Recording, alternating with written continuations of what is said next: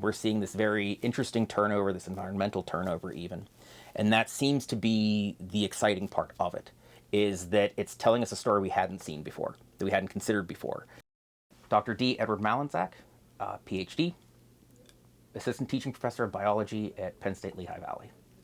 It's a new species and a new genus, what we found in these ones.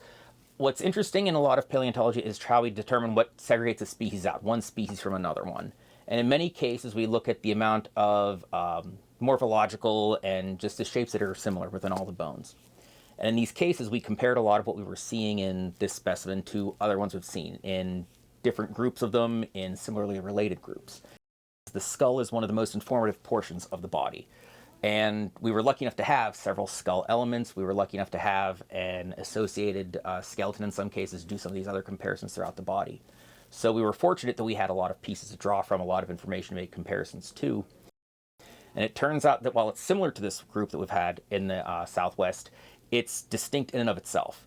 It's actually a little bit older than the animal that gives its name to that tribe of hadrosaurs at that point in time.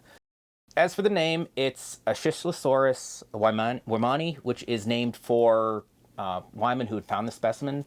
And the Ahshiselsaurus refers to the Ahshislepa wilderness in New Mexico. It translates out to like gray salt, I believe, in there. So the name means gray salt lizard, basically. This animal's from the late Campanian, so about 74-ish million years ago in the southwestern part. So down right where New Mexico's at now, it was living in a lot of the floodplains and areas down in that region. Hadrosaurs themselves were a phenomenally successful group of dinosaurs that are found almost throughout the world. There's few continents that we don't find them in. They're the equivalent to basically your big cows, your big herbivores at that point in time. They were that ubiquitous throughout the world in a lot of ways. So you're always hoping that you're going to find something that's new and useful in these cases. And with us, what we were hoping to do is make more sense of what we see at this point in time. What is it telling us about the history of the Mesozoic in North America? And in this case, we were able to take a look at this and realize that as we found a bit more information and a little bit more, we were realizing this is actually very distinct. We'd realized that this does stand out. That's the advice I can give, is to continue looking at these things and to continue looking at the rocks. We always have new things that are eroding out of them. And there is more rock out there than any one person can walk in a given point in time. And that's the key, is to keep trying to investigate these things, keep looking at them, to try and see what we can learn. Chemicals, what do you have? I got plastic and I got dust. That's it. No waste. Yep. So they're thrilled about that. No dangerous chemicals to worry about.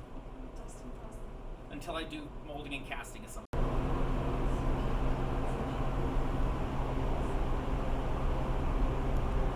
Part of it, and it's going to continue going down a little bit more.